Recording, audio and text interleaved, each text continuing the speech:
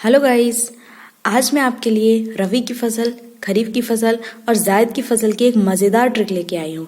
आमतौर पर हम फसलों को याद कर लेते हैं, उनके नाम याद कर लेते हैं, याद तो कर लेते हैं बोया जाने वाला, काटे जाने वाला टाइम, लेकिन जब तीनों को एक साथ याद करते हैं तो हम भूल जाते हैं कि हमें कब क्या करना है, किस में कौन सा टाइम आता है, कब कितना प्रतिशत भाग होता है, किस में क्या आएगा, इसमें अरहर आएगा, किस में मक्का आएगा, किस में क्या आएगा। तो इन एक ट्रिक से आप इन सारी चीज़ों को बहुत अच्छी तरीके से याद रख सकते हैं। तो चलिए स्टार्ट करते हैं। सबसे पहले हमने ली है यहाँ पर खरीफ की फसल।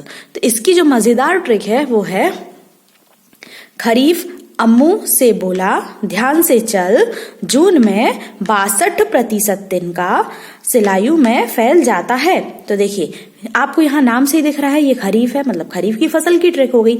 अब यहाँ पर आया आ से आपको याद रखना है अरहर, माँ से आपका हो गया मक्का, मुंह से हो गया मूंगफली, बोला में जो बा आया है वो हो गया आपका बाजरा। ठीक है, ध्यान में जो ध और ना है, ध्या से हो गया आपका धान, न से हो गया गन्ना, ना गन्ना। ठीक है, उसके बाद चल में आपका आ गया चावल।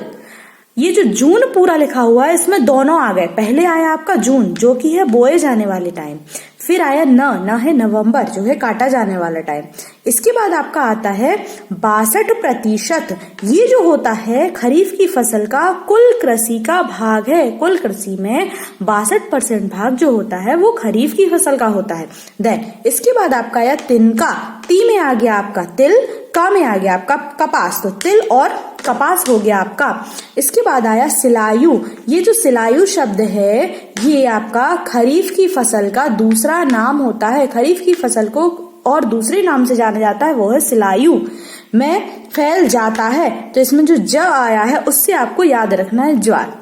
तो इस तरीके से आप खरीफ की फसल की सारी चीजों को एक ही ट्रिक के माध्यम से याद रख सकते हैं। तो वो ट्रिक क्या है आपकी, खरीफ अम्मू से बोला ध्यान से चल, जून में 62% तिनका सिलायू में फैल जाता है। इस तरीके से आई होप आपको याद भी हो गया होगा। कैसी लग रही है आपको ये वीडियो? आप इस वीडियो को लाइक कीजिए, शेयर कीजिए। चलिए तो अब चलते हैं हम रबी की फसल पर। तो इसकी जो ट्रिक है वो है, रबी आरजू उनालू में 24 मार्च को तांगे में सच्चे दोस्त बने। अब देखिए, रबी नाम से याद हो गया कि रबी की फसल है।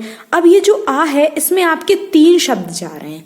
आपको याद रखना है कि आ में आपके 3 शब्द हैं। आ से अक्टूबर है, आ से अलसी भी है और आ से आलू भी है। तो अक्टूबर, अलसी, आलू। अब इसके बाद अक्टूबर से याद हो जाएगा आपको, पहले अक्टूबर आया है, बाद में मार्च आया है। तो अक्टूबर में बोए जाते हैं, मार्च में काटी जाती है। उसके बाद आपको यहाँ मिल गया आलू, अलसी और राई, ये 3 नाम आपको यहाँ से मिले। जू से मिल गया जौ। ठीक है, अब आया उनालू। ये जो वर्ड है ये रबी की फसल का दूसरा नाम है। रबी की फसल को दूसरे नाम से जाना जाएगा और जिसको बोलेंगे हम उनालू। उसमें माँ जो आया उसमें मटर, एक माँ से मटर हो गया, एक माँ से मसूर हो गया, 2 माँ इसमें आए हुए हैं। 24 मतलब हो गया 24% भाग होता है रबी की फसल का। उसके बाद आता है तागे, ता से तारा मीरा, गे से गेहूं।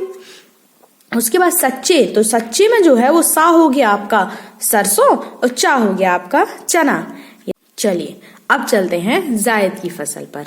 तो जायद की फसल जो है उसकी ट्रिक है, जायद ने मौसमी को चौमासे में 14 फरवरी से मई तक तरबूज, ककड़ी, पुदीना खिलाया। देखिए इसमें भी आपको सभी चीजें याद हो जाएंगी। तो इसी तरीके से आपने देखा खरीफ की फसल का, रबी की फसल का, जायद की फसल का। तो आपको कैसा लग रहा है? अगर अच्छा लग रहा है तो सब्सक्राइब कीजिए चैनल को।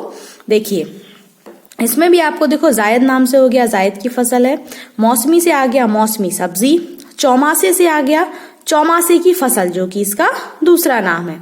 फरवरी में बोई जाती है, पहले फरवरी आया तो फरवरी में बोई जाती है, और फिर क्या आया मई, तो मई और जून में काटी जाती है।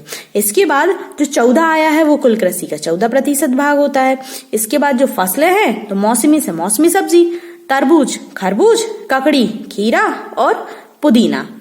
आई होप आपको तीनों याद हो गई होंगी इन ट्रिक से। Thanks for watching.